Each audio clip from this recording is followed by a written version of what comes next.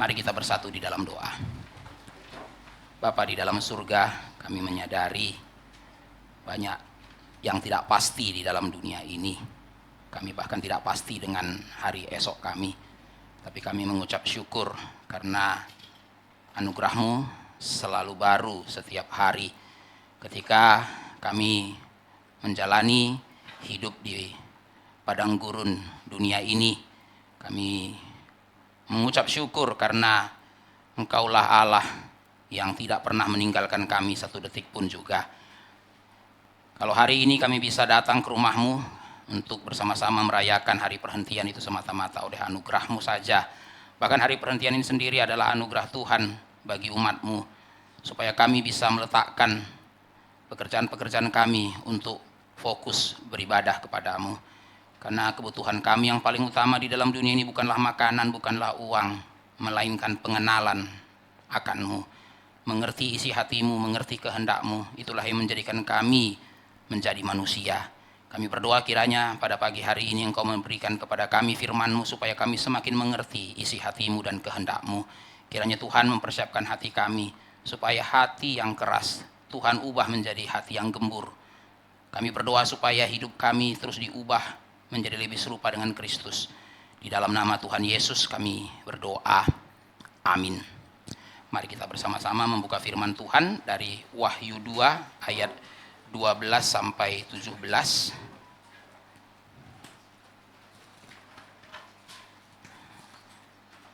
Kita akan membacakan bagian ini secara bertanggapan. Saya akan membacakan ayat 12. Saudara-saudara membaca ayat 13. Demikian seterusnya. Kita membaca sampai ayat 17. Wahyu 2 ayat 12 sampai 17. Lembaga Alkitab Indonesia memberikan judul bagian ini, kepada jemaat di Pergamus. Dan tuliskanlah kepada malaikat jemaat di Pergamus, inilah firman Dia yang memakai pedang yang tajam dan bermata dua.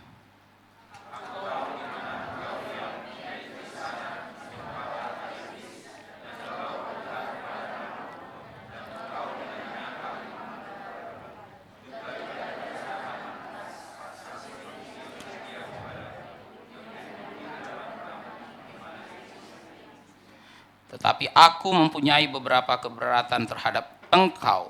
Di antaramu ada beberapa orang yang menganut ajaran Bileam, yang memberi nasihat kepada Balak untuk menyesatkan orang Israel supaya mereka makan persembahan berhala dan berbuat zina.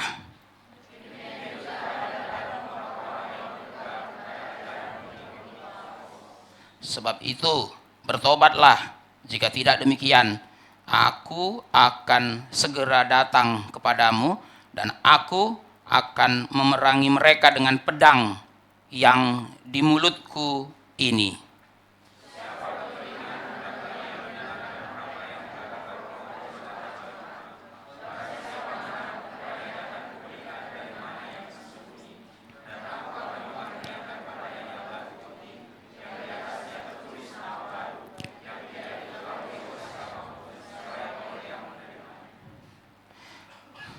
Cara Yesus memperkenalkan diri kepada gereja Pergamus berbeda dengan cara Yesus memperkenalkan diri kepada gereja Smyrna.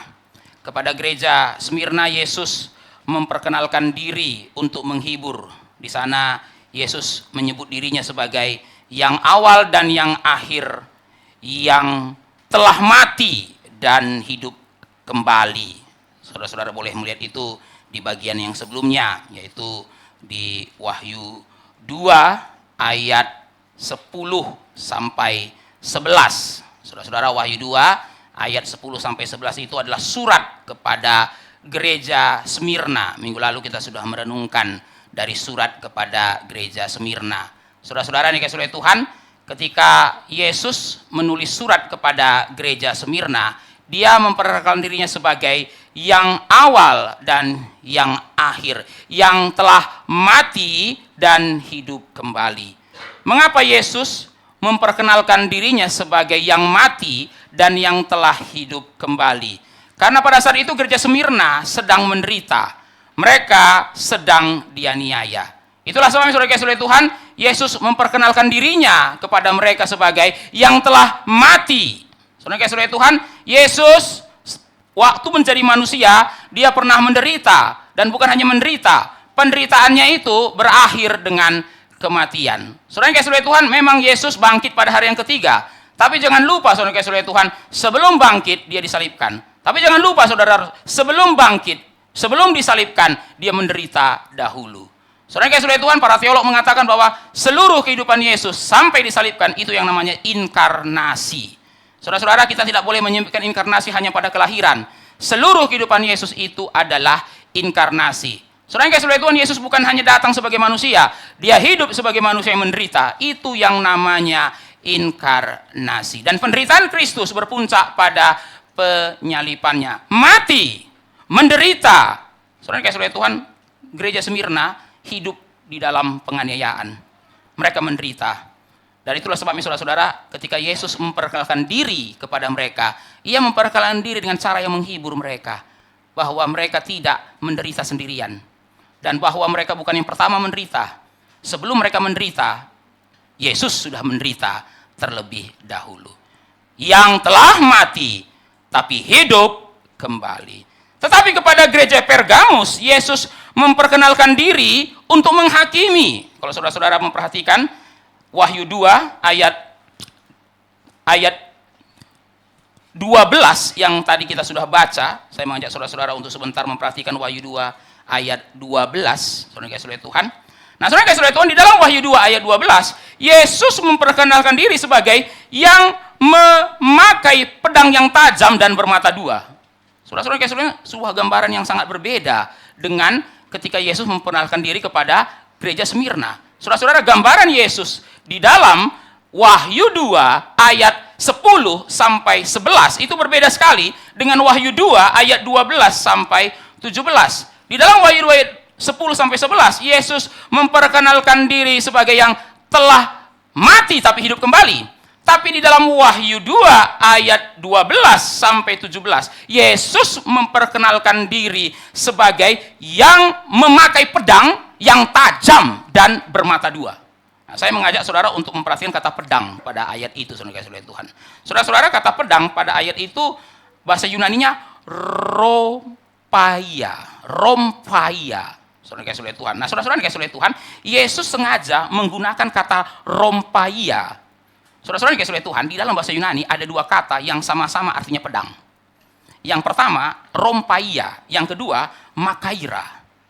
Tapi menarik, saudara-saudara Tuhan, Yesus tidak memilih menggunakan kata makaira. Dia memilih menggunakan kata rompaia. Walaupun, saudara-saudara Tuhan, kedua kata ini kalau diterjemahkan sama-sama pedang kok artinya. Mengapa Yesus memilih kata rompaia?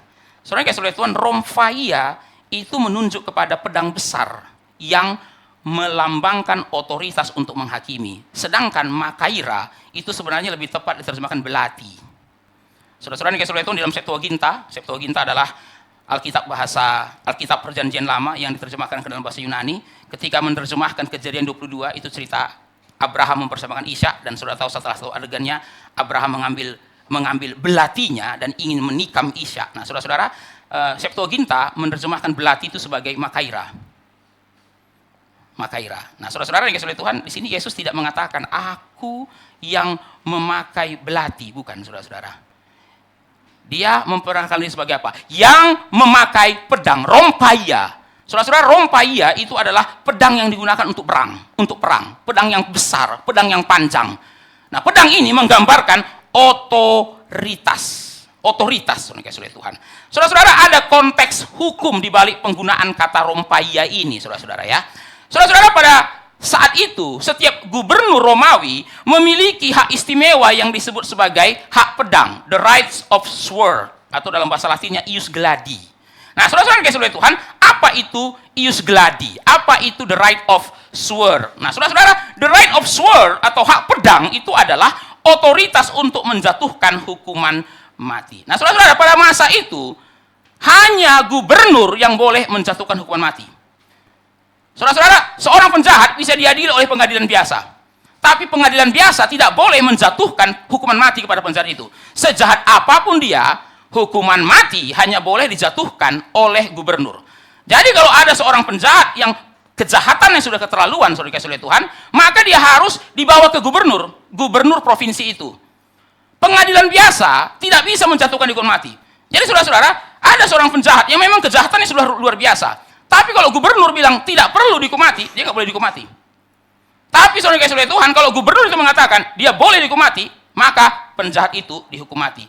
Nah, saudara-saudara, itu yang namanya hak pedang, the right of sword, hak untuk menentukan hidup dan mati. Nah, saudara-saudara, kita bisa melihat contohnya itu di dalam Yohanes 19 ayat 10. Saya minta saudara membuka bagian ini, saudara-saudara.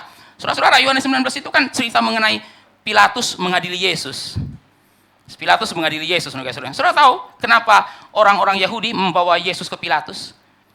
Karena mereka ingin bunuh Yesus, tapi nggak boleh hukum mati. Orang Yahudi tidak boleh menghukum mati, saudara-saudara. Sekalipun Yesus itu secara hukum Taurat dianggap sudah menghujat. Tuduhan mereka pada Yesus penghujatan. Tapi saudara-saudara, bagi orang Romawi atau bagi gubernur Romawi, saudara dikasih oleh Tuhan, hujat menghujat bukan urusan negara. Ya hujat menghujat urusan kalian. Jadi nggak bisa kita jatuhkan hukuman mati karena orang ini menghujat. Karena hujat menghujat itu hanya urusan dari hukum agamanya Yahudi. Lah kita ini kan punya hukum nasional. Maka saudara dikasih oleh Tuhan, mereka bawa Yesus ke Pilatus. Lalu mereka ubah tuduhannya. Bukan penghujatan, tapi pemberontakan. Karena Yesus mengaku dirinya sebagai Mesias. Mesias itu berarti apa? Anti Romawi. Maka saudara dikasih oleh Tuhan, Pilatus langsung berubah pikiran. Wah, kalau begitu ini orang bisa dihukum mati. Nah, saudara mengerti kenapa orang-orang Yahudi, mahkamah agama itu bawa Yesus kepada Pilatus? Karena hanya Pilatus yang boleh menjatuhi hukuman mati pada Yesus. Dia gubernur. Maka saudara-saudara pastikan dalam Yohanes 19 ayat 10, saya bacakan untuk saudara apa yang dikatakan Pilatus kepada Yesus. Tidakkah engkau tahu bahwa aku berkuasa untuk membebaskan engkau dan berkuasa juga untuk menyalibkan engkau? Membebaskan engkau artinya apa? Hidup. Menyalibkan engkau berarti mati. Hanya Pilatus yang berhak untuk memutuskan Yesus itu hidup atau mati. Nah, ini contoh dari hak pedang, ius gladi. Nah, saudara-saudara, di dalam surat kepada gereja Pergamus, Yesus mengatakan bahwa dialah yang sebenarnya memegang hak pedang itu. Yang memiliki pedang pada mulutnya. Yang memiliki pedang yang tajam dan bermata dua. Nah, saudara perhatikan dalam bagian ini kata pedang muncul dua kali. Yang pertama itu di ayat yang ke-12. Dan yang kedua itu di ayat yang ke-16. Dua kali kata pedang. Pedang yang tajam dan bermata dua. Pedang dalam mulutnya. Nah, saudara-saudara, istilah pedang bermata dua, saudara pasti mengingat surat Ibrani, saudara. Itu bicara mengenai firman Tuhan. Itu sebabnya kenapa di ayat yang ke-16, pedang yang ada pada mulutku. Saudara-saudara dikasih oleh Tuhan, Yesus mengatakan kepada jemaat Pergamus, kalau selama ini kamu pikir gubernur yang memegang hak pedang, ya, kamu salah. Yang memegang hak pedang yang sebenarnya itu adalah saya. Saudara-saudara, sebagian penafsir mengatakan pernyataan Yesus bahwa dia memakai pedang itu memiliki makna khusus bagi orang-orang Kristen di Pergamus. Mengapa, saudara-saudara? Karena kota Pergamus itu cukup lama menjadi kota administratifnya provinsi Asia Kecil.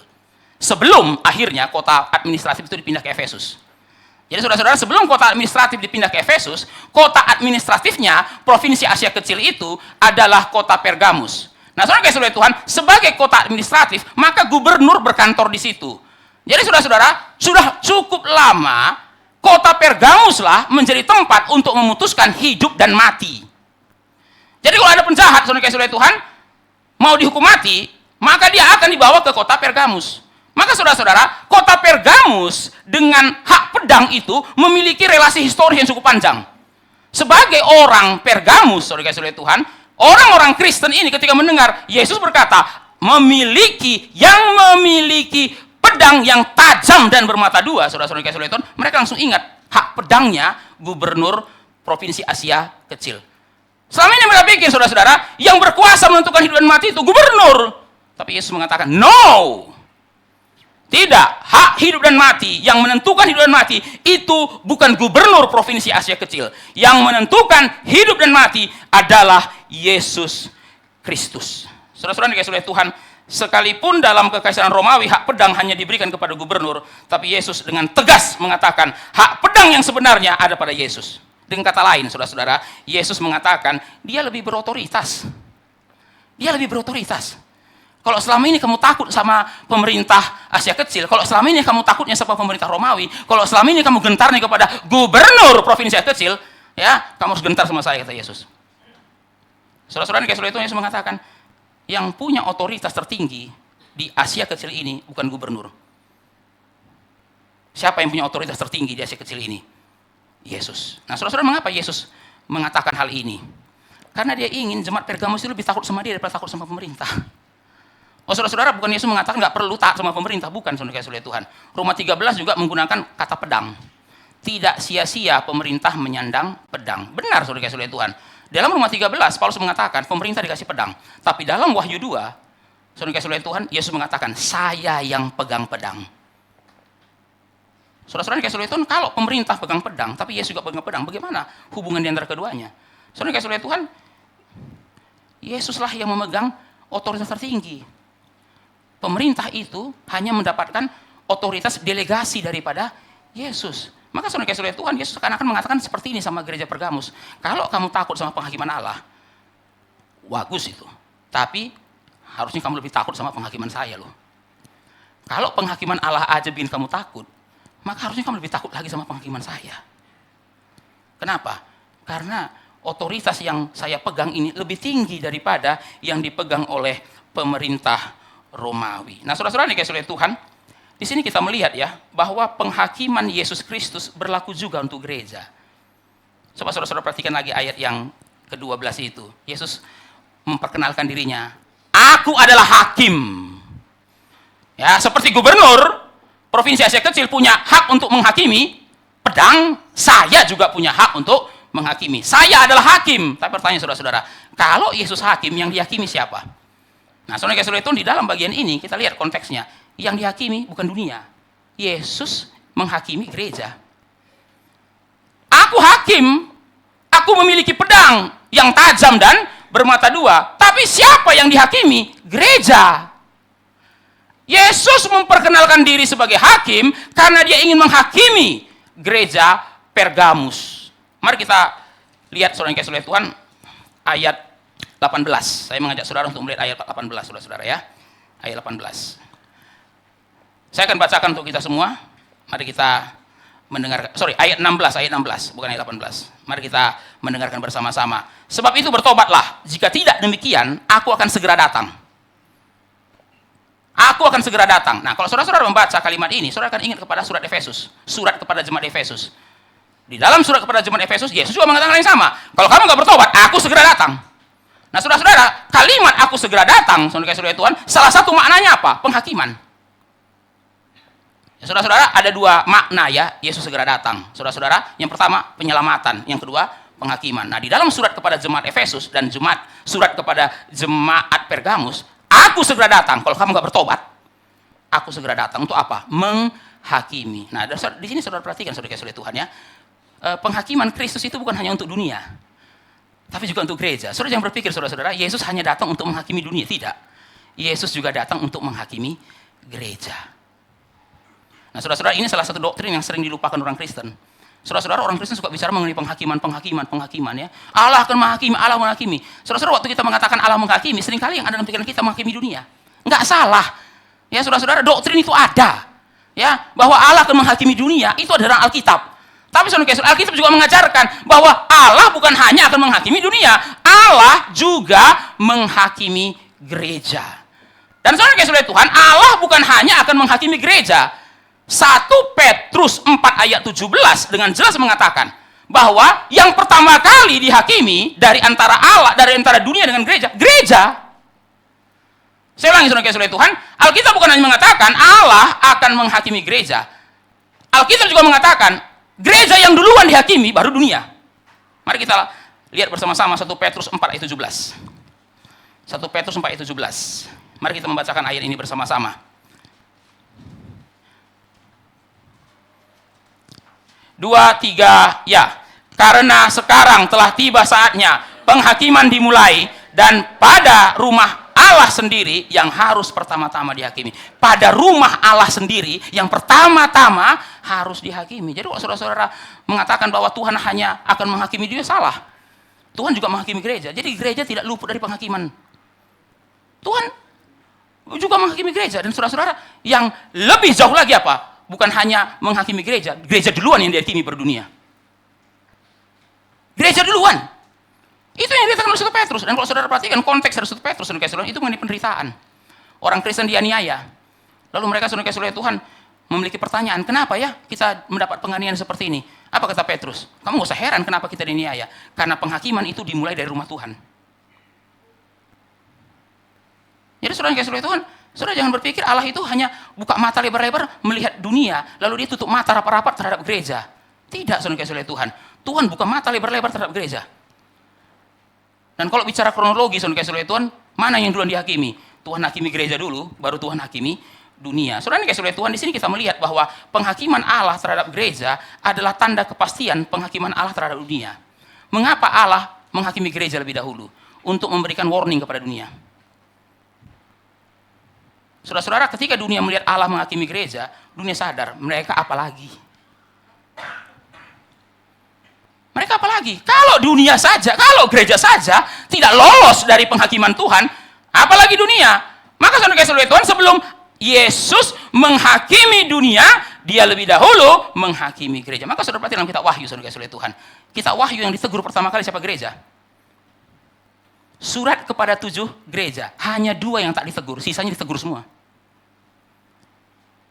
Saudara-saudara Tuhan, sisanya ditegur. Memang saudara-saudara dalam kitab Wahyu ada bagian yang bicara mengenai Allah menghakimi dunia, betul.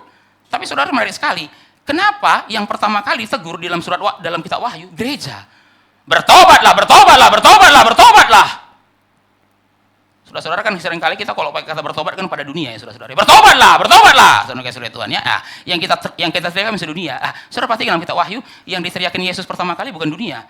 Gereja, bertobatlah. Gereja Efesus, jangan cuma pintar apologetik, tapi nggak bisa mengasihi. Bertobat kamu. Ya saudara-saudara, saudara perhatikan yang nggak ditegur cuma 2, yang nggak ditegur cuma 2. Gereja Smyrna, yang satu lagi gereja Philadelphia. Selain itu 5 gereja ditegur semuanya. Apalagi Laodikia, saudara Tuhan, tidak dipuji sama sekali, semua ditegur.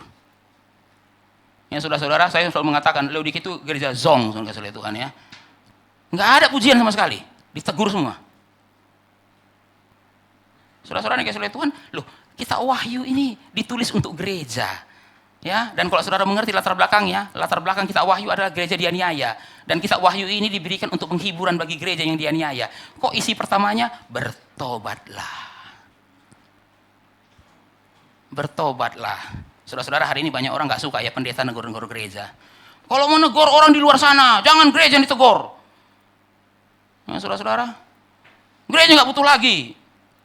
Yesus di dalam kitab Wahyu yang ditegur gereja loh. Ya saudara-saudara, kan seringkali orang berpikir kamu itu bikin KKR yang diundang orang-orang Kristen. Kalau mau bikin penginjilan, undang dong yang bukan Kristen. Ini penginjilan sama orang-orang Kristen. Emang orang Kristen nggak perlu ditegur? Emang orang Kristen nggak perlu disuruh bertobat? Saudara-saudara nih Tuhan, di sini kita lihat ya, penghakiman dimulai dari gereja. Kenapa penghakiman dimulai dari gereja? Sebagai peringatan kepada dunia. Kalau gereja saja dihakimi, kamu apa lagi loh? Kalau gereja saja nggak lolos, apalagi dunia. Tapi saudara Tuhan, selain itu, mengapa Tuhan menghakimi gereja? Mengapa Tuhan memulai penghakimannya dari gereja? Karena gereja itu saksi. Saksi saudara Tuhan. Saudara-saudara, tidak seorang pun melihat Allah. Tapi gereja itu harusnya menjadi saksi bagi keberadaan Allah. Saudara-saudara Tuhan, dunia itu menilai Allah kita melalui apa? Ya melalui gereja. Jadi saudara-saudara, orang yang bukan Kristen itu tidak peduli saudara Tuhan apa yang kita percaya tentang Allah ya setelah mereka melihat kesaksian yang buruk dari gereja. Maka saudara Tuhan, Tuhan itu ingin menghakimi gereja. Kenapa? Karena dia ingin memurnikan gereja. Nah, di sini bedanya saudara-saudara ya. Ketika Tuhan menghakimi gereja, itu berbeda dengan ketika dia menghakimi orang berdosa. Apa bedanya? Tuhan menghakimi gereja untuk memurnikan. Tuhan menghakimi orang berdosa untuk menghancurkan. Dua-duanya dihakimi? Iya, tapi dengan 2 tujuan yang berbeda. Penghakiman Allah bagi gereja itu untuk memurnikan. Seperti emas dibakar.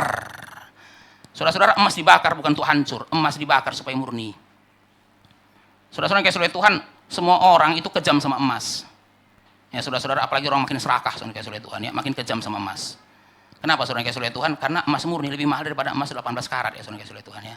Tapi saudara-saudara, nggak ada emas murni langsung dari tambang, itu nggak ada. Saudara-saudara ambil tambang langsung emas murni, itu kayaknya kejadian langka luar biasa saudara kasih oleh Tuhan ya. Dan kayaknya nggak mungkin ada.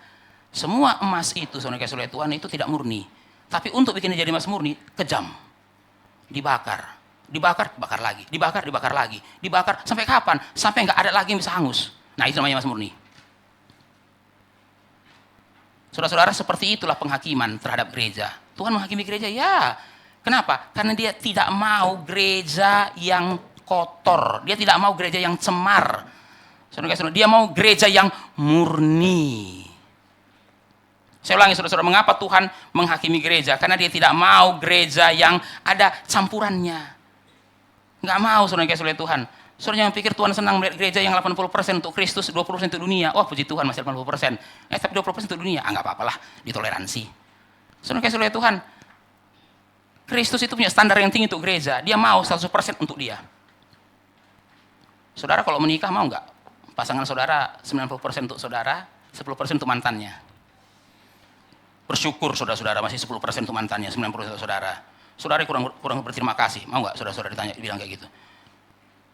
Ya saya sayang 80% untuk kamu, tapi ya 10% itu untuk mantan terindah, saudara kasih oleh Tuhan ya. Nah itu, saudara-saudara. Oke lah, kalau kamu komplain 10%, 90% saya untuk kamu, 1% ya itulah untuk mantan terindah, saudara kasih oleh Tuhan ya. Saudara ada nggak yang ya puji Tuhan lah ya, ya 1% doang kok untuk mantan yang terindah itu. Apalah artinya itu? Kan gak ada ya saudara-saudara. Saudara mau 100%. 100%. Saudara-saudara, orang bisa batal nikah hanya gara 1%. Saudara bisa bayangkan ya, besok saudara nikah, tiba-tiba pasangan saudara bilang, calon istri saudara atau pasangan saudara bilang, saya mau ngasih tahu sesuatu, saya 1% ini belum bisa untuk kamu loh. Saudara-saudara ada nggak yang lanjutkan pernikahan? Ah gampang lah, nanti seiring dengan waktu 1% juga pudar kok itu. Nggak tentu. Saudara kan takut dari 1% jadi 2%. 2% jadi 5%, 5% jadi 20%, 20%, akhirnya 100%. Saudara jangan pikir, wah cuma 1% doang. Saudara yang kasih oleh Tuhan, gereja itu mempelai wanita. Yesus mempelai pria. Dia nggak mau 90, 10, 99, 1%. Dia mau semuanya. Kalau dia lihat ada yang campuran, dia bakar. Supaya yang campurannya itu hilang dan gereja itu menjadi murni. Nah, saudara kasih oleh Tuhan, kenapa Yesus menginginkan gereja yang murni? Perhatikan kalimat ini saudara-saudara yang kasih oleh Tuhan. Kalau gereja tidak murni, bagaimana dunia bisa melihat kekudusan Allah? Ini masalahnya, saudara-saudara. Allah nggak kelihatan dan kekudusan Allah itu adalah atribut yang penting. Saudara-saudara, di dalam teologi sistematik itu ada atribut-atribut Allah dan banyak. Tapi saudara perhatikan, atribut Allah yang paling utama itu apa? Holy, kudus. Ada seorang teolog bilang begini, saudara kasih oleh Tuhan, kekudusan itulah yang bikin Allah jadi Allah, saudara kasih oleh Tuhan. Ya, kekudusan itulah yang bikin Allah jadi Allah. Jadi istilah Allah yang tidak kudus, itu istilah yang tidak masuk akal. Allah yang tidak kudus. Ya, yang tidak kudus ya bukan Allah. Ya kalau Allah ya kudus. Kalau ada Allah yang tidak kudus, itu kalimat yang bertolak belakang pada dirinya. Itu sama seperti memesan es teh manis panas, saudara kasih oleh Tuhan. Nah, ya itu es teh manis panas, ya atau teh tawar manis, saudara kasih oleh Tuhan. Nah, gimana ini? Ya pesan teh tawar manis. Maksudnya pesan apa? Teh tawar atau teh manis? Ya teh tawar manis. Bikin sendiri kata pemilik warungnya, gimana itu teh tawar manis, nggak masuk akal itu teh tawar manis. Kalau tawar nggak manis, kalau manisnya nggak tawar, cuma itu aja. Lo kok bisa ada teh tawar manis? Ya sama, Allah yang tak kudus itu seperti ya lihat teh tawar manis, itu gimana itu? Kalau nggak kudus bukan Allah. Ya saudara-saudara, itu makanya seorang teolog mengatakan kekudusanlah yang bikin Allah itu jadi Allah. Tapi saudara-saudara, siapa yang bisa lihat Allah? Nggak ada. Tapi saudara yang kasih oleh Tuhan, gereja yang murni menunjukkan Allah itu kudus. Kalau gereja nggak murni, bagaimana dunia tahu Allah itu kudus? Maka saudara-saudara yang dikasih oleh Tuhan, di dalam pengakuan iman Nikea, bab yang terakhir itu, bagian yang terakhir itu ada 4 atribut gereja. Atribut gereja yang pertama itu satu. Atribut gereja yang kedua itu holy, kudus. Atribut gereja yang ketiga itu katolik atau dan atribut gereja yang keempat itu apostolik. Nah, saudara-saudara kita sorotin atribut yang kedua. Kenapa gereja itu dibilang sebagai kudus? Kenapa atribut gereja itu yang kedua adalah kudus? Kudus. Ya, saudara-saudara Tuhan. Nah, saya kutip dari seorang teolog bernama Mark Dever, saudara-saudara, dia menulis satu buku yang sangat terkenal, 9 Marks of a Healthy Church, ya. 9 tanda gereja yang sehat.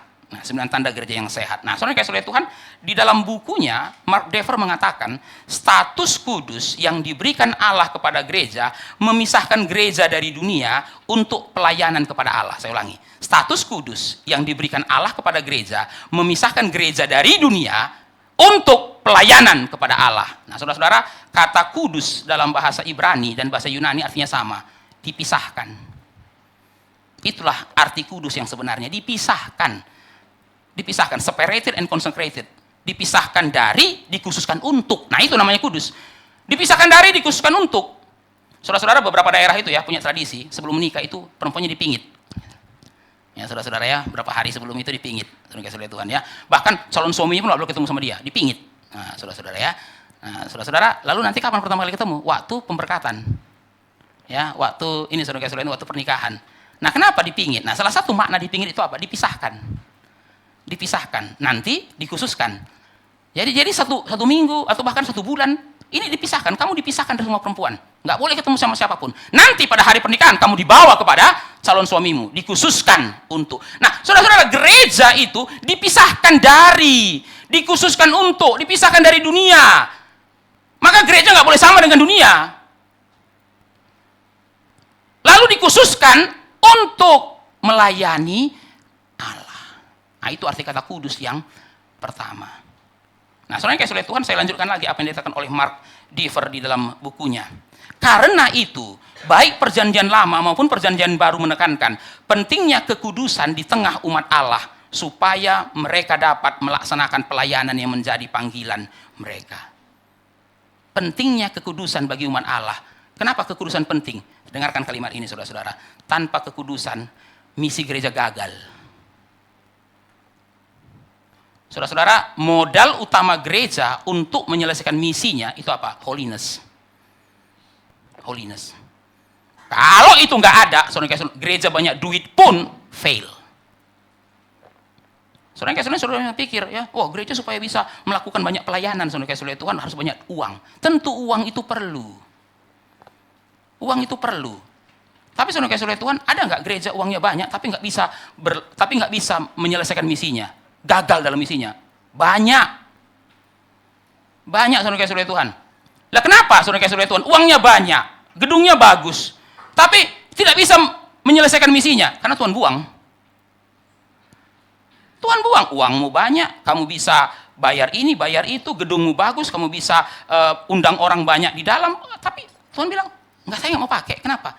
Nggak kudus. Nggak kudus. Saudara-saudara, tanpa kekudusan, gereja kan gagal. Mau dia banyak uang pun, tapi Tuhan nggak mau pakai. Saudara-saudara, dulu Pak Tong itu pernah kasih ilustrasi ya. Kalau saudara disuruh minum, ada satu cawan perak, ada satu cawan kayu. Cawan kayunya bersih, cawan peraknya ada kotoran kucing, saudara Tuhan. Saudara minum pakai cawan yang mana? Saudara nekat minum pakai cawan perak atau cawan emas. Ada kotoran di situ. Tapi sayang Pak kalau nggak diminum pakai cawan ini, mahal. Saudara itu hanya orang gila yang akan tetap minum dari cawan emas itu kalau dia tahu di dalamnya ada kotoran.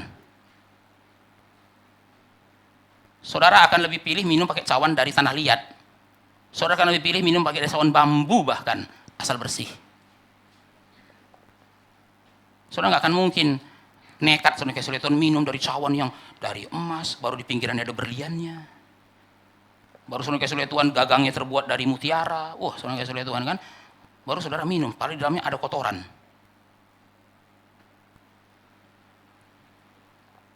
Saudara-saudara nih saudara Tuhan. Itulah kekudusan gereja. Mau gimana Tuhan pakai gereja? Tapi kami gerejanya Pak sudah ratusan tahun loh Pak. Tapi kami gerejanya Pak kasnya banyak loh Pak. Gedungnya bagus.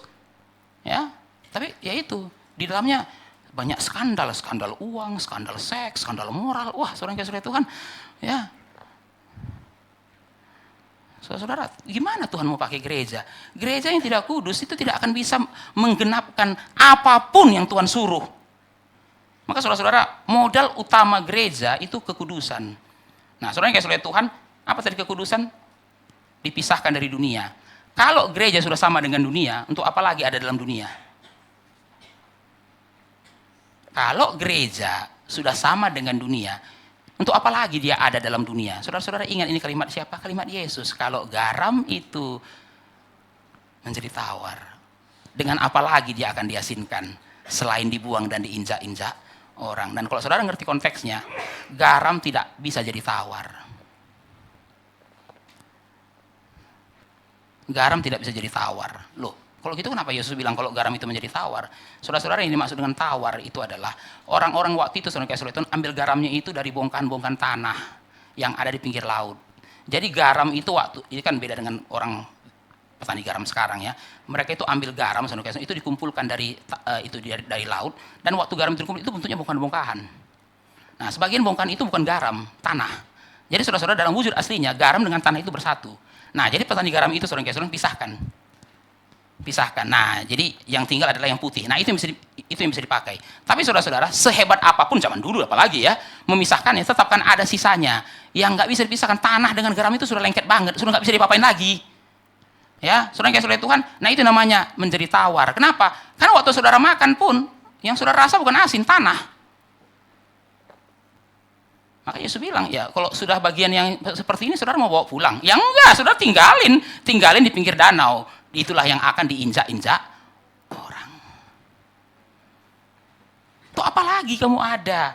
Kenapa? Ya garam kayak gini kamu masukkan ke sayur juga nggak ada rasanya, malah sayurnya jadi butek.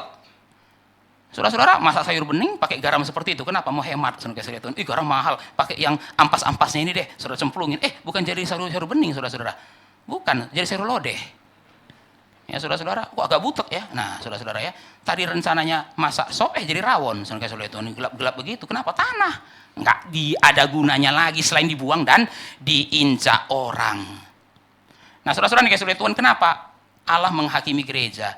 Karena kalau gereja tidak murni, bagaimana dunia tahu Allah itu kudus? Saudara-saudara, tidak ada gereja yang sudah sempurna, nggak ada. Itulah sebabnya apa yang dikatakan Yesus, bertobatlah, itu terus ada. Karena tidak ada gereja yang sempurna. Nah, saudara-saudara, di sini kita bisa memahami mengapa Yesus memperkenalkan diri sebagai hakim kepada gereja Pergamus. Gereja Pergamus gagal. Kalau saudara perhatikan ayat yang ke-14. Saudara-saudara, ayat ke-14, di situ Yesus mengatakan, aku mempunyai beberapa keberatan. Aku mempunyai beberapa keberatan. Nah, saudara-saudara, kalimat ini menunjukkan kegagalan dari gereja Pergamus. Karena kalau mereka nggak gagal, ngapain Yesus mengatakan ada keberatan? Tapi Yesus mengatakan, aku ada keberatan. Bukan cuma satu, beberapa. Beberapa, ada keberatan. Saudara yang kasih oleh Tuhan, di mana kegagalan mereka? Nanti kita akan lihat, saudara kasih oleh Tuhan, tapi secara umum kita membaca bagian ini, kegagalan mereka itu apa? Mereka menoleransi ajaran sesat. Ya, saudara-saudara, itulah kegagalan gereja Pergamus. Mereka menoleransi ajaran sesat. Mereka tahu ada ajaran sesat di situ, tapi mereka diam saja. Nah, saudara-saudara kasih oleh Tuhan, gereja Pergamus ini bertolak belakang dengan gereja Efesus ya. Gereja Efesus, saudara kasih oleh Tuhan, sikat itu ajaran sesat semuanya. Itu pun Tuhan mengatakan kepada Efesus, aku ada keberatan. Saudara bisa bayangkan, gereja Efesus yang sudah ketat begitu pun, Yesus mengatakan, aku mencela engkau. Tapi saudara-saudara, kita perhatikan dalam gereja Pergamus, kebalikan. Saudara-saudara, gereja ini terlalu longgar. Ajaran sesat ada, lalu mereka biarin, diamin. Saudara-saudara, sebelum membahas hal ini lebih lanjut, kita perlu melihat pujian yang diberikan Yesus kepada gereja ini. Nanti kita akan lihat, saudara-saudara, kegagalan mereka.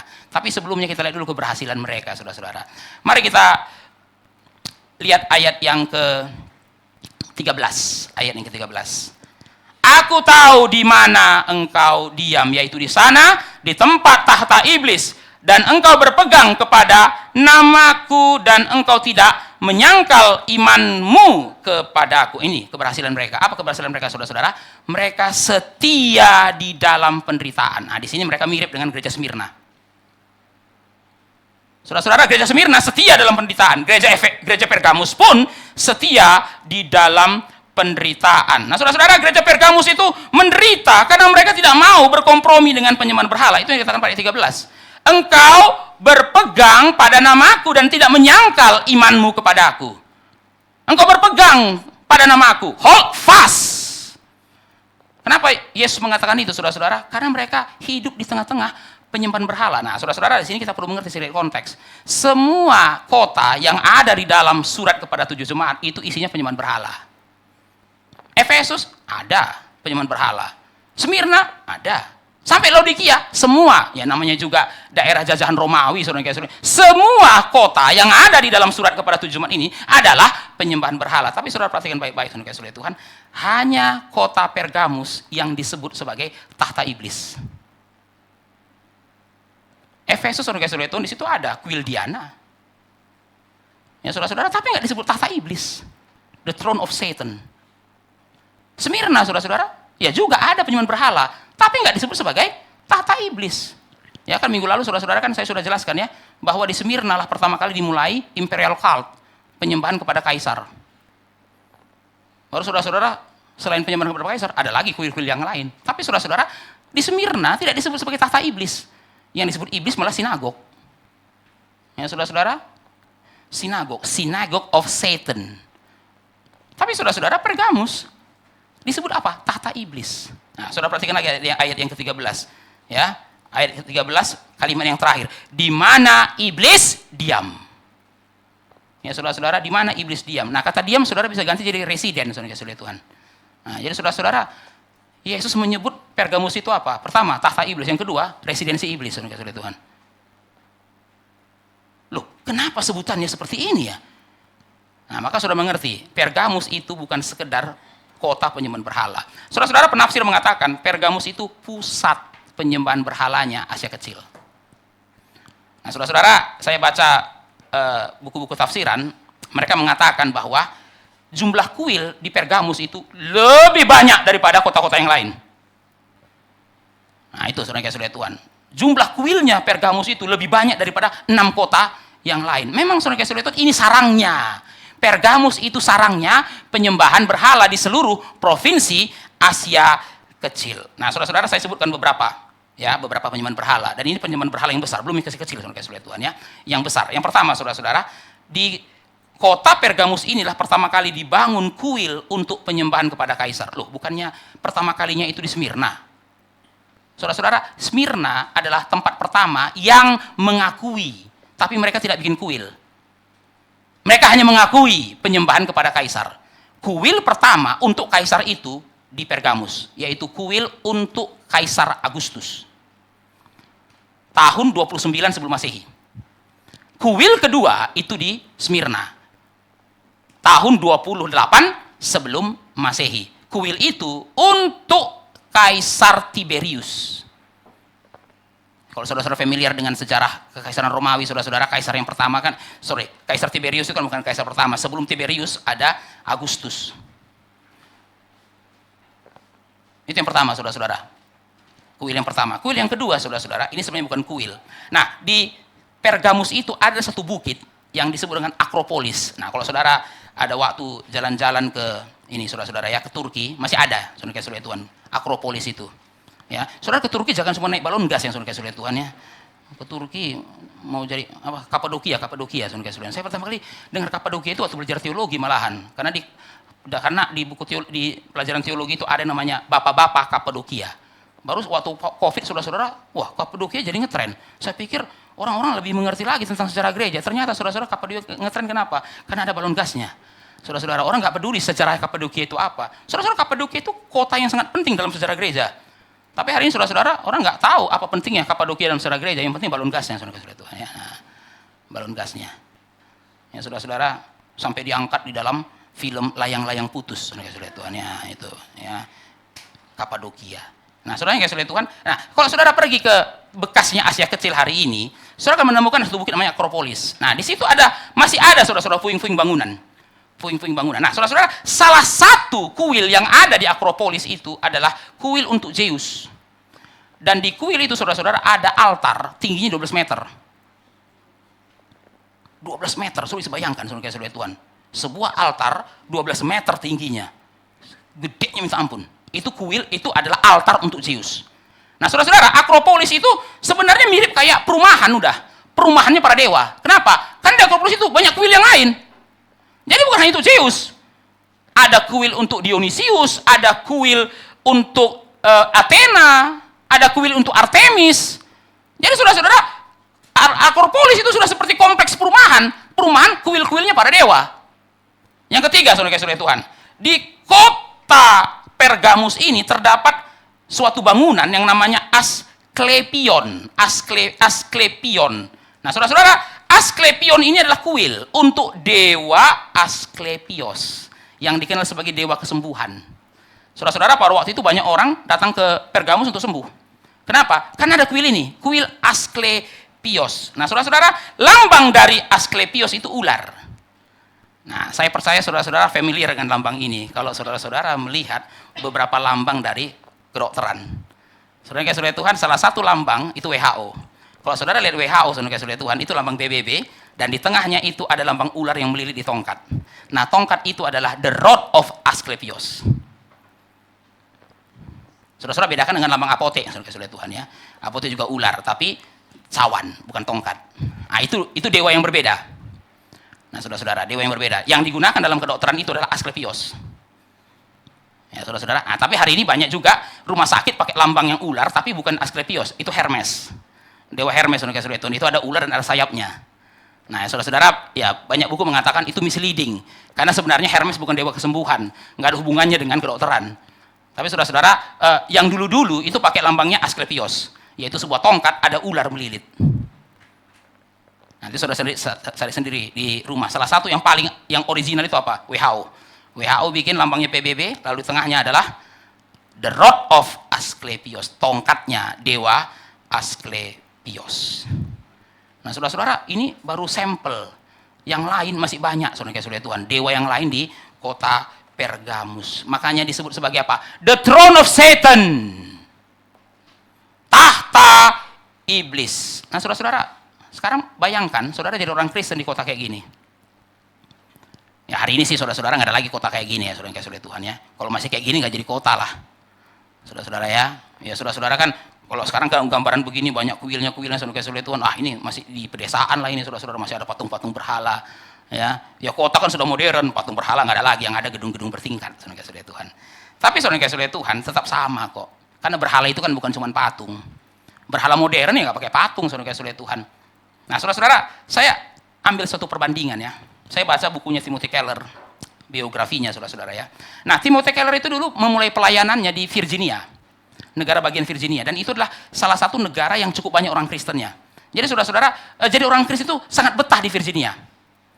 Lalu saudara-saudara, setelah sekian tahun melayani di Virginia, dia merasa tergerak untuk melayani di New York. Kenapa saudara-saudara?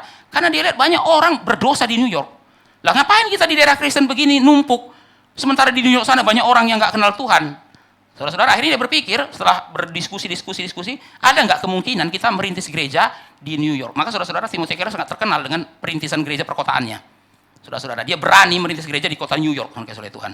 Kenapa saudara-saudara? Hari itu sudah nggak ada lagi yang percaya bisa bikin gereja di New York. Kenapa? Karena New York itu seperti Sodom dan Gomornya Amerika, saudara Tuhan.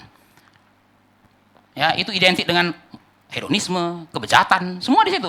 Nah, saudara-saudara, waktu Timothy Keller sharing sama istrinya, mau pergi ke New York untuk merintis, saudara Tuhan, istrinya itu protes, saudara Tuhan. Bukannya senang ya, kita semuanya mau ke New York loh, gitu kan saudara-saudara. Ini suaminya mau ke New York, dia malah protes. Dia bilang begini, saya tidak bisa membayangkan anak kita ini dibesarkan di New York. Mau jadi apa ini? Berteman, bertetangga dengan hidup orang-orang kayak gini. Anak kita jadi apa? Mana anak ini lagi lagi tumbuh ke remaja lagi.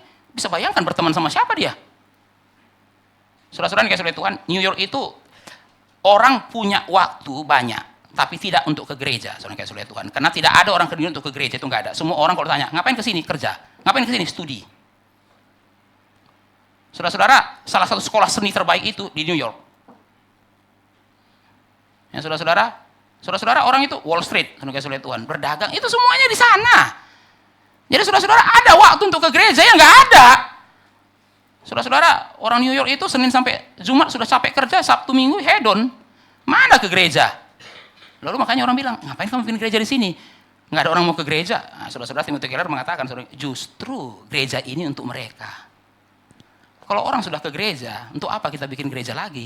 Sudah banyak orang ke gereja kok. Gereja sudah banyak juga. Lah di sini banyak orang, tapi nggak ada yang ke gereja. Tapi gereja juga nggak banyak. Tapi saudara-saudara, waktu saya dengar, iya ya, sulit jadi orang Kristen di tengah-tengah hidup seperti New York City, saudara Tuhan, kota New York seperti itu. Saya bisa bayangkan ya, itulah yang dialami oleh orang Kristen di Pergamus. Orang Kristen, tapi kiri kanan depan belakang kuil. Apa kata Yesus? Di sana engkau berpegang pada namaku dan tidak menyangkal imanmu kepadaku. Wah, ini pujian dari Yesus pada mereka. Jemaat Pergamus, saya bangga dengan kalian. Di tengah-tengah kota seperti ini yang penuh dengan kuil, engkau tidak menyangkal imanmu. Engkau tidak menyangkal imanmu. Saudara-saudara, tidak mudah untuk tidak berkompromi dengan penyembahan berhala. Saudara-saudara, pada masa itu ya, penyembahan kaisar itu menyebut bahwa kaisar itu adalah Tuhan. Ya, saudara-saudara, bahasa Yunani Kyrios. Nah, saudara-saudara, hari ini kan kita biasa saja ya mengatakan Yesus adalah Tuhan, Yesus adalah Tuhan. Tapi kalau saudara-saudara melihat dalam konteks masa itu, kata Kyrios itu hanya digunakan untuk kaisar. Tidak boleh kata Kyrios itu dipakai untuk orang lain. Hanya kaisar yang boleh saudara panggil Kyrios. Jadi saudara-saudara, pada masa itu yang disebut Tuhan itu ya kaisar. Orang biasa atau orang bukan kaisar nggak boleh dipanggil Kyrios. Nah, menarik saudara-saudara. Gereja punya pengakuan Yesus adalah Kyrios. Ya saudara-saudara, pengakuan seperti ini ya kalau zaman sekarang namanya makar, saudara Tuhan. Wah, kamu berani menyebut yang lain sebagai Kyrios, berarti kamu berkhianat. Saudara-saudara, ya seperti jemaat Smyrna ya, dianggap pengkhianat oleh negara, ya dikucilkan oleh keluarga, ya komplit lah. Saudara-saudara, rekan bisnis tidak mau lagi berjualan dengan kita. Kenapa? Karena kita tidak lagi nggak lagi menyembah berhala, kita tidak lagi menyembah kaisar, maka mereka menderita. Kenapa mereka menderita? Karena tidak berkompromi. Karena tidak berkompromi, saudara-saudara Tuhan. Nah, bukan hanya tidak berkompromi, saudara-saudara Tuhan, penderitaan itu sampai menghasilkan martir. Nah, mari kita lihat ayat 13 sekali lagi, saudara-saudara ya, ayat 13. Saudara-saudara, ayat 13 ini adalah ayat yang paling panjang ya selain ayat 17 ya di dalam cerita di dalam ini. Ayat 13 ini panjang sekali kalimatnya. Nah, saudara-saudara, pada ayat 13 muncul nama Antipas. Antipas. Mari kita lihat ayat 13, saudara-saudara ya. Juga tidak pada zaman Antipas saksiku yang setia kepadaku yang dibunuh di hadapan kamu. Ya, saudara-saudara, kita tidak perlu bertanya siapa sih Antipas ini. Tapi saudara-saudara Tuhan, yang ditekankan di sini apa? Antipas itu sampai mati. Artinya saudara-saudara, orang-orang Pergamus ini, orang-orang Kristen Pergamus ini nggak mau berkompromi. Bahkan kalau nyawa pun taruhan, tidak mau kompromi. Buktinya siapa? Antipas. Makanya saudara-saudara, Yesus mengatakan Antipas itu saksiku yang setia kepadaku. Dan ini bukan hanya Antipas. Di sini Yesus mengatakan Antipas itu gambaran kalian semua. Ya, nyawa pun taruhannya, kalian nggak menyangkal imanmu. Seperti Antipas itu. Saudara-saudara, kata saksi, nah menarik. Kata saksi itu ayat yang ke-13, bahasa Yunaninya martir. Jadi saudara-saudara, martir itu sebenarnya artinya bukan mati ya, saudara-saudara Tuhan ya. Martir itu bukan mati. Ya, tapi saudara-saudara itu kenapa sekarang orang Kristen kalau mati ya karena iman dibilang martir. Nah, saudara-saudara, karena dia mati demi kesaksian. Kenapa dia mati? Karena dia tidak mau mencabut kesaksiannya. Apa kesaksiannya? Yesus adalah Tuhan. Itu kenapa namanya martir. Itu kenapa namanya martir. Yesus adalah Tuhan. Saudara-saudara, itu seperti ini ya. Orang-orang itu diadili. Kamu sabun nggak kesaksianmu? Apa? Yesus adalah Tuhan. Sabun nggak? Enggak. Kalau kamu nggak cabut, kamu dihukum mati. Ya udah, saya dipilih mati. Itu namanya saksi. Makanya bahasa Yunaninya martir. Makanya saudara-saudara, salah satu tugas gereja marturia. Marturia itu kesaksian. Martir. Saudara-saudara yang dikasihi oleh Tuhan, kita bisa melihat ya, betapa besarnya pergumulan jemaat Pergamus ini. Mereka menderita, tidak berkompromi, bahkan ada yang mati demi kesaksian itu, tidak berkompromi. Saudara-saudara, gereja Pergamus mengajarkan kita untuk tinggal di dalam dunia sekalipun tidak berasal dari dunia. Kalau saudara perhatikan ayat 13 sekali lagi saudara-saudara ya, itu kalimat yang sangat indah. Aku tahu di mana engkau diam. Di mana? Nah, saudara-saudara, kata diam itu muncul 2 kali. Di tempat iblis diam. Aku tahu di mana engkau diam. Emang mereka diam di mana? Di mana iblis diam. Orang Kristen Pergamus, di mana engkau diam? Kami diam di mana iblis diam. Saudara-saudara yang dikasihi oleh Tuhan, justru karena itu mereka dipuji.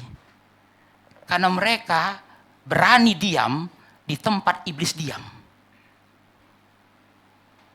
Saudara-saudara yang dikasihi oleh Tuhan, orang Kristen hari ini banyak cari aman kan? Ya, kenapa? Karena dikasihi oleh Tuhan, wah, nggak mau kena bahaya Pak.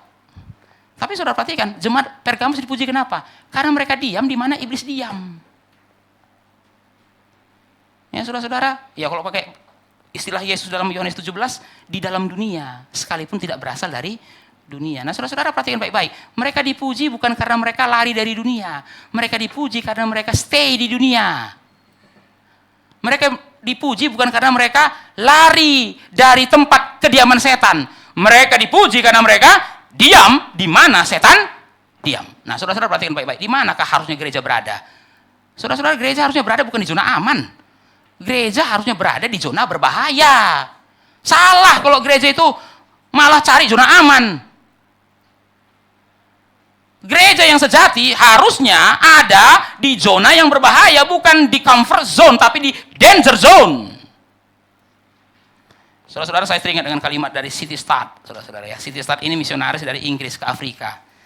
Dia mengatakan kalimat yang sampai hari ini masih menggugah saya. Some people want to live within the sound of a church bell. I want to run a rescue shop within a yard of hell. Banyak orang pengennya hidup dekat lonceng gereja. Tapi C.T. Studd mengatakan, saya lebih memilih mendirikan posko penyelamatan di halaman neraka. Nggak salah, bukannya kita orang Kristen itu pengen ke sorga, saudara-saudara Tuhan ya. Kok kamu pengen ke neraka? Nah, saudara ngerti maksudnya? Saudara, ya saya percaya sih Ustaz pengen ke neraka, tapi selama hidup dia tidak mau, saudara-saudara Tuhan, mencari zona aman. Dia bilang, selama saya hidup, orang boleh cari tempat yang dekat lonceng gereja. Saya akan bikin posko untuk menyelamatkan orang berdosa di halaman neraka. Saudara ngerti di halaman neraka, saudara-saudara Tuhan, sebelum masuk neraka lewat situ dulu.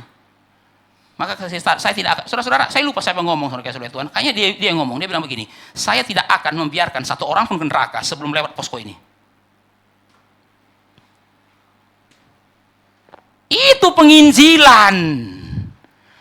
Itu penginjilan. Saudara lihat orang lagi jalan ke neraka, saudara bilang, kamu saya gak akan izinkan neraka sebelum lewat sini. Kalau kamu lewat sini dan kamu tetap memutuskan masuk neraka, ya udahlah. Tapi kalau kamu belum pernah dengar Injil, saya tidak izinkan kamu pergi langsung ke neraka. Lewat sini dulu. Ayo, saudara punya hati kayak gitu nggak? Atau saudara-saudara lihat orang berjalan ke neraka, malah saudara dorong jauh, saudara-saudara itu. Nah itu kan. Ya, sekalian. Nah ya. Saudara-saudara, Ustaz mengatakan, banyak orang lagi jalan ke neraka. Saya tidak akan izinkan satu pun yang saya tahu masuk tanpa lewat sini dulu. Berhenti di sini dulu. Ya saudara-saudara, ayo saudara.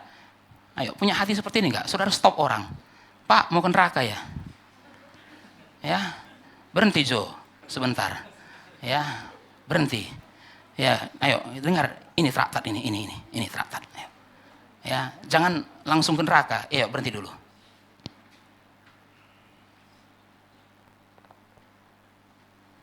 Saudara-saudara yang kasih Tuhan, gereja itu harusnya berdiri di zona bahaya, jangan di zona aman.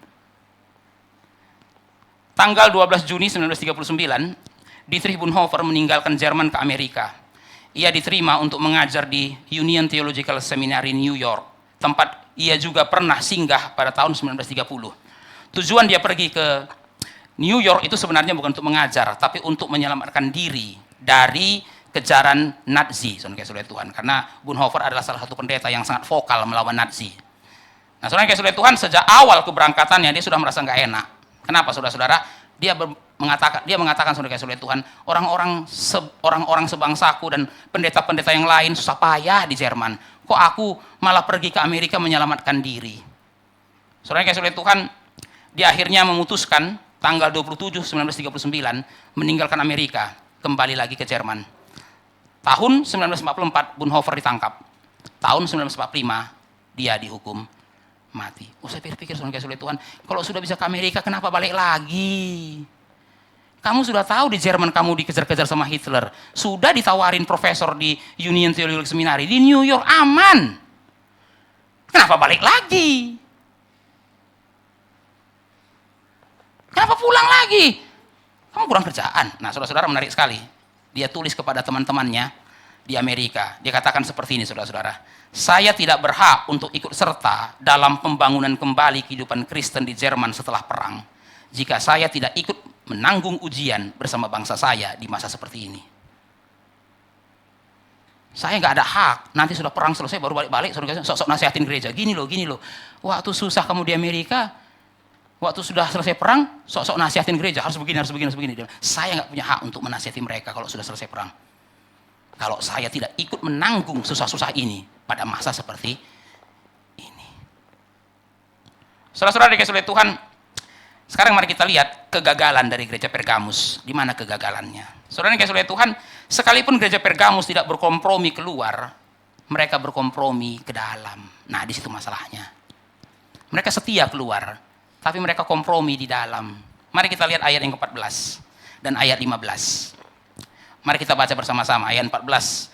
Ayat 14 dulu ya. Mari kita baca bersama-sama. 2, 3, ya. Tetapi aku mempunyai beberapa keberatan terhadap engkau. Di antaramu ada beberapa orang yang menganut ajaran Bileam. Sampai di situ. Di antaramu ada beberapa orang yang menganut ajaran Bileam. Ayat 15 saya bacakan. Demikian juga ada padamu orang-orang yang berpegang pada ajaran pengikut Nikolaus. Di antaramu. Kenapa Tuhan keberatan? Bukan yang dari luar, yang Tuhan keberatan yang di dalam. Di antaramu. Saudara-saudara, ada yang menganut ajaran Bileam, ada yang menganut ajaran Nikolaus. Ya, saudara-saudara, kita tahu Bileam siapa ya? Bileam itu adalah orang ngaku nabi, saudara-saudara, tapi lebih cinta uang. Lalu dia kemudian nasihatin Balak bagaimana supaya bangsa Israel itu dikutuk sama Tuhan. Nah, saudara-saudara, Yesus mengatakan, di antaramu ada kayak Bileam. Kenapa dikatakan Bileam, saudara Tuhan? Nah, saudara-saudara, sebenarnya kata Bileam dengan kata Nikolaus itu artinya sama. Hanya beda dalam bahasa. Bileam itu bahasa Ibrani. Nikolaus itu bahasa Yunani. Nah, artinya sama, saudara-saudara. Bileam itu dari kata, Bileam itu, saudara Tuhan, dari kata bala dan am. Balaam. Kalau saudara bahasa Inggris, saudara-saudara, itu kan bukan Bileam. Balaam. Nah, dari kata bala dan am. Bala itu artinya menelan. Am itu artinya umat. Jadi Bileam itu artinya menelan umat. Nikolaus itu dari kata Nikao dan Laos. Laos itu artinya umat. Nikao itu artinya menaklukkan. Jadi Nikolaus artinya menaklukkan umat. Jadi saudara-saudara, ajaran sesat di dalam gereja Pergamus ini disebut sebagai apa? Ajaran Bileam dan ajaran Nikolaus. Kenapa, saudara-saudara Tuhan? Karena ajaran ini menjerumuskan umat Tuhan kepada penyembahan berhala. Saudara-saudara Tuhan, para penafsir, saudara-saudara Tuhan, tidak sepakat mengenai apa sih yang diajarkan oleh kedua ajaran ini. Apa sih yang diajarkan oleh Bileam dan Nikolaus ini, saudara-saudara Tuhan. Tetapi, saudara-saudara, kita bisa mengambil sedikit kesimpulan kalau kita membaca ayat 14. Ayat 14, saudara-saudara ya, ayat 14. Nah, saya minta saudara-saudara perhatikan di situ ada kata makan persembahan berhala. Saudara-saudara tahu Bileam tidak menyuruh bangsa Israel makan. Saudara-saudara, Bileam tidak menasihatkan kepada Balak, ayo ajak bangsa Israel makan. Enggak. Lah kan jadi aneh. Di sini menasihati Balak untuk memberi nasihat kepada Balak supaya mereka makan. Nah, saudara Tuhan, jadi yang dimaksud dengan makan persembahan berhala di sini apa, saudara-saudara? Nah, kita perlu mengerti sedikit latar belakang dari kota Pergamus, saudara Tuhan. Nah, saudara-saudara, di kota Pergamus itu ada serikat dagang. Jadi kumpulan para pedagang, Ya saudara yang kasih oleh Tuhan. Nah saya menggambarkan ini dengan sebuah, ini saudara yang kasih oleh Tuhan, ilustrasi di daerah-daerah pertanian. Saudara-saudara, ada beberapa daerah pertanian itu kan sulit dapat pupuk. Maka saudara yang kasih oleh Tuhan, mereka itu bikin asosiasi, ya sejenis kayak koperasi begitu. Kalau nggak join di koperasi, nggak dapat pupuk. Nah, saudara-saudara ya. Jadi kalau saudara mau dapat pupuk, ya petani butuh pupuk. Nah, saudara-saudara, jadi dari orang penjual pupuk, saudara kasih oleh Tuhan, ya hanya kasih pupuk itu ke koperasi itu. Kalau saudara bukan member, saudara tidak boleh beli pupuk. Saudara yang boleh beli pupuk kalau saudara member. Nah, itu mirip saudara kasih oleh Tuhan dengan asosiasi dagangnya kota Pergamus ini. Saudara tidak akan dapat barang kalau saudara nggak gabung asosiasi itu. Nah, saudara-saudara, asosiasi ini biasanya ada pertemuan. Nah, pertemuan ini biasanya dimulai dengan apa? Penyembahan berhala. Nah, di dalam pertemuan itu ada makanan yang sudah dikasih ke berhala. Nah, saudara kasih oleh Tuhan, saya kalau jadi orang Kristen, saya pedagang. Nah, diundang datang ke acara itu, gimana? Datang nggak? Saudara-saudara, ini kelompok Bileam dan Nikolaus ini bilang, datang Jo. Kenapa sih nggak datang? Cuman makan kok. Makan, yang penting hati kita. Nah, saudara ngerti ya? Nggak apa-apa, itu kan untuk berhala, ya itu mereka. Hati kita kan untuk Tuhan. Ya makan aja. Nah, saudara-saudara, mereka diajak untuk berkompromi. Saudara-saudara, ini mirip kan? Ada orang nanya sama saya, Pak, saya ini sudah Kristen, tapi keluarga saya belum. Nah, itu kadang-kadang anak besar keluarga, itu saya disuruh untuk bakar hiyo kepada orang tua kami sudah meninggal. Nah, gimana Pak ya? Ya, boleh nggak Pak saya bakar, tapi saya nggak percaya, saya cuma formalitas. Itu termasuk penyembahan berhala nggak? Ya kan, ini kan cuma hiyo Pak. Ya kan, yang penting saya nggak percaya. Ya tapi kan supaya keluarga nggak tersinggung dan tersungging, nah, ya kan saudara-saudara, jangan sampai merusak harmonitas, kasih lihat Tuhan ya, jangan sampai merusak harmoni, ya kan, kita lagi damai-damai tiba-tiba gara-gara masalah hiyo kayak gini malah jadi berantem, nah itu, nah tapi kan saya nggak percaya lagi Pak, ya sudahlah ya Pak, supaya keluarga saya, kakak, adik senang itu ya saya bakar, tapi dalam hati saya bilang Yesus. Apakah ketika itu saya melakukan penyembahan berhala? Nah, saudara-saudara, mirip kasusnya ini. Orang-orang dari kelompok Bileam dan Nikolaus mengatakan, sudahlah, jangan kaku-kaku banget. Fleksibel dikit lah. Ya, kita sudah dianiaya gini, terus nggak bisa dagang lagi. Ya, sudah dianiaya, nggak bisa dagang. Kita kan butuh uang. Nah, saudara-saudara yang dikasih oleh Tuhan, ini yang disebut dengan pragmatisme. Pragmatisme, saudara-saudara. Pragmatisme bilang begini, boleh nggak boleh ditentukan oleh hasil. Nah, ya, ini boleh nggak? Itu nggak boleh. Lihat hasilnya apa? Ini benar nggak? Salah nggak? Hasilnya apa? Ya, hasil menentukan cara. Kalau hasilnya oke, ya itu semuanya dibenarkan. Ya, saudara-saudara, gereja juga sering jatuh dalam pragmatisme gini kan? Saudara kasih oleh Tuhan, boleh nggak gini? Bisa bawa jiwa nggak? Nah, saudara kasih oleh Tuhan, bisa. Ya sudah. Ya saudara-saudara, apapun benar asal bawa jiwa. Ya, musik ganti supaya apa? Bawa jiwa. Nah, saudara-saudara Tuhan ya, apapun yang penting bawa jiwa. Kenapa? Kan Tuhan senang melihat banyak orang datang ke padanya. Nah, saudara-saudara Tuhan, akhirnya lagu-lagu yang agung dibuang, musik-musik yang agung dibuang, semua dibuang. Supaya apa? Supaya banyak jiwa datang kepada Tuhan. Itu pragmatis namanya. Saudara-saudara, di dalam teologi reform, cara harus benar, bukan hanya tujuan harus benar. Tujuan yang benar harus cara benar. Kalau tujuan benar pakai cara yang salah, itu jadi salah. Tapi saudara-saudara, itu apa yang dikatakan oleh Bileam dan Nikolaus itu, ya itulah yang hari ini terjadi. Pragmatis, ya. Janganlah terlalu kaku, ya, fleksibel lah, be moderat. Nah, saya kira jangan radikal sekali, moderat saja. Ya, orang undang datang. Ya, tapi kamu disuruh ikut bakar sesajen, ya bakar, tapi kan hatimu kan untuk itu. Nah, saudara-saudara yang kasih oleh Tuhan, kejadiannya apa? Banyak di antara mereka yang ikut di dalam pesta itu, yang ikut di dalam pertemuan itu, awalnya saudara-saudara makan. Tapi saudara jangan lupa, salah satu bagian dari ritual penyembahan berhala itu adalah prostitusi. Saudara-saudara, setelah makan, minum mabuk. Habis itu memang dibikin mabuk. Supaya apa? Supaya mereka melakukan sacred prostitution.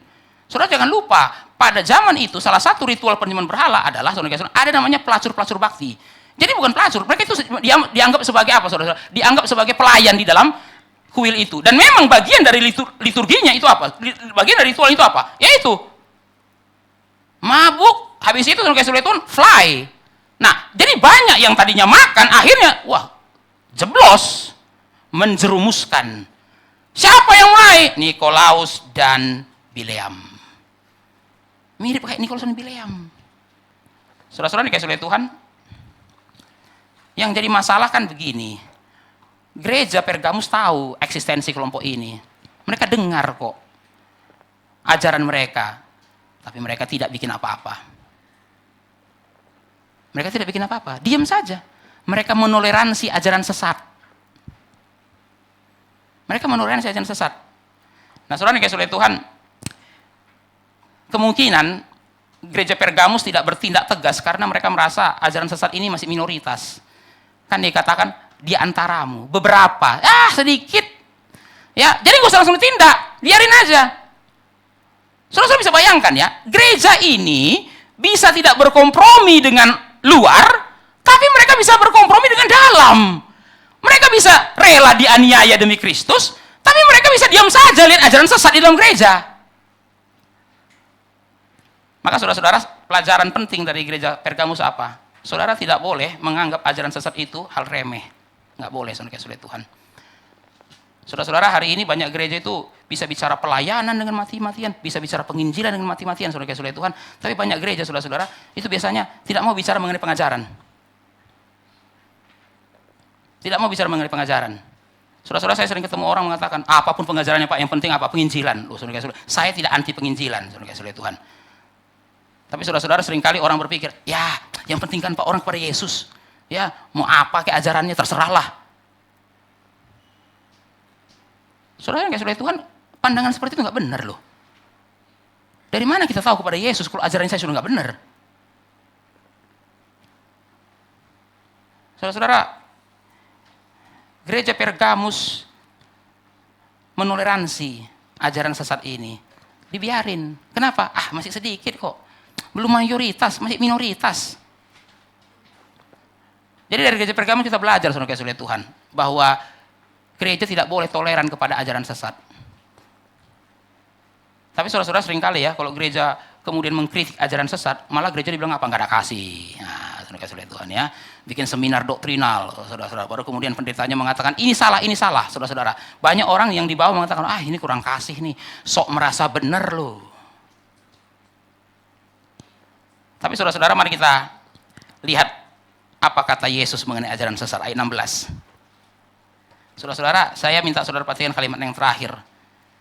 Aku akan memerangi mereka dengan pedang yang ada di mulutku. Pedang, aku akan memerangi mereka. Mereka itu siapa? Itu kelompok Bileam dan Nikolaus itu. Yesus mengatakan, kalau kamu nggak tindak mereka, saya yang tindak mereka.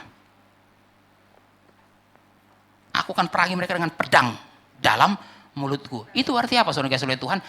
Yesus itu bersikap keras kepada ajaran sesat. Tegas. Nah, kalau Yesus aja tegas, kenapa gereja gak tegas?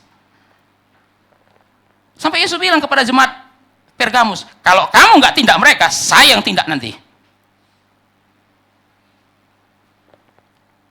Aku akan memerangi mereka dengan pedang dalam mulutku.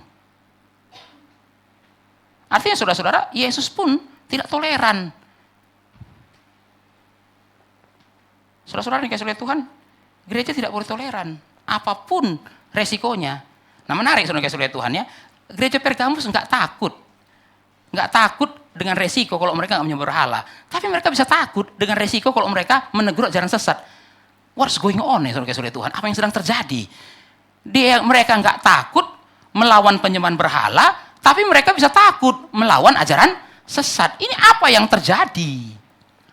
Saudara-saudara, di sini saya mengerti ya. Sekali lagi, gereja itu kudus. Tapi saudara-saudara, tidak ada gereja yang sempurna. Semua gereja perlu berbenah. Efesus perlu berbenah dengan kasih mereka. Sedangkan Pergamus perlu berbenah dengan kesetiaan mereka. Saudara-saudara, ada gereja yang perlu dibenahi ajarannya, Pergamus. Ada gereja yang perlu dibenahi kasihnya, Efesus.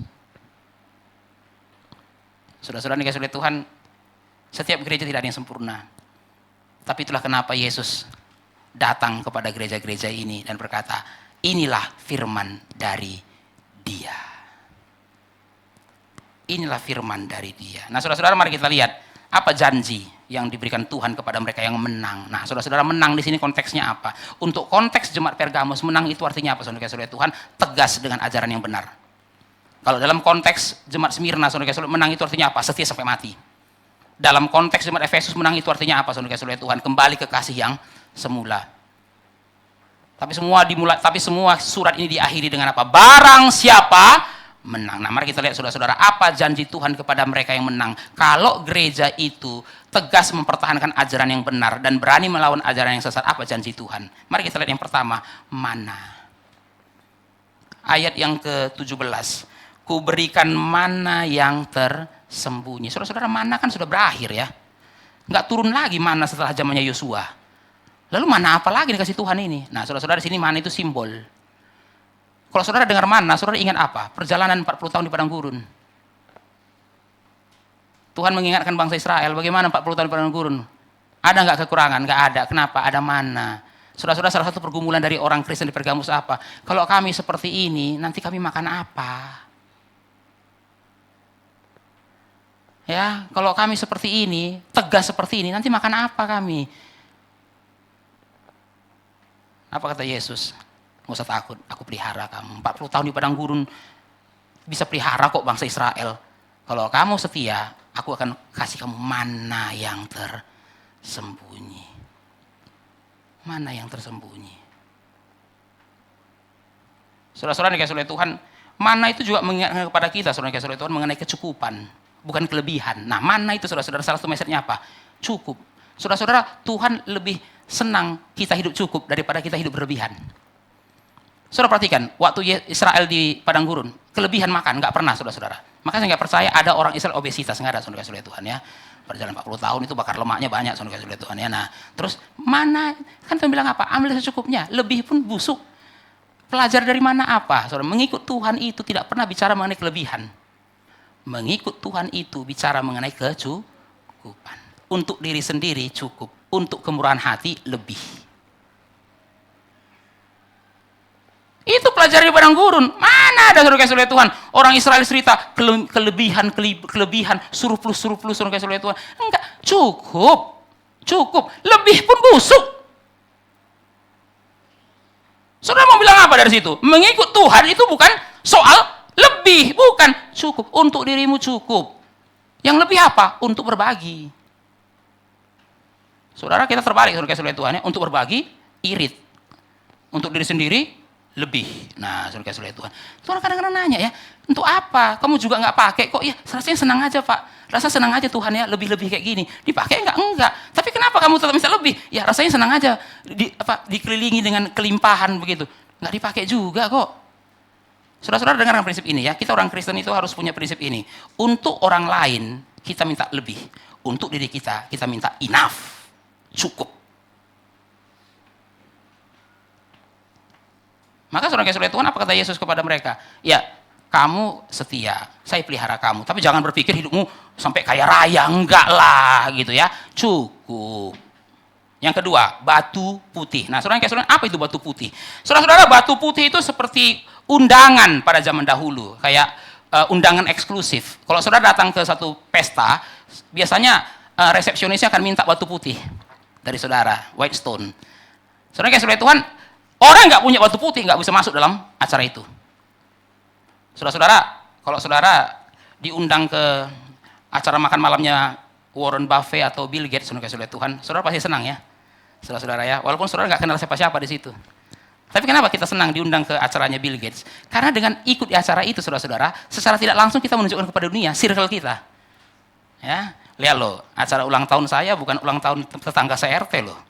Ya, acara ulang tahun saya ulang tahunnya Bill Gates. Ya, Bill Gates aja mau saya datang di acara ulang tahunnya. Berarti apa? Circle saya, circle-nya Bill Gates. Ya, saudara-saudara. Nah, apakah semua orang bisa diundang di ulang tahunnya Bill Gates? Ya pasti enggak lah. Nah, kenapa? Karena Bill Gates juga pikir-pikir, ngundang semua orang, nanti orang malah bilang, ih, ini Bill Gates kok circle-nya orang miskin semua ya? Nah, jadi dia jadi jelek. Nah, saudara kasih oleh Tuhan, jadi bagaimana untuk mengetahui siapa yang boleh masuk, siapa yang tidak boleh masuk dalam pesta itu? Nah, itu batu putih. Jadi rahasia surga minta, mana batu putihnya? Nggak ada. Oh, berarti kamu bukan diundang di sini. Itu rumahnya batu putih. Nah, saudara-saudara, kenapa batu putih ini menjadi penting? Jangan lupa, setelah jemaat Pergamus ini mempertahankan ajaran yang benar, ya mereka nggak tentu bisa masuk ke dalam circle yang lain. Ditolak itu masuknya, dikucilkan. Apa kata Yesus? Nggak usah takut. Kamu dikucilkan oleh dunia, tapi kamu saya terima.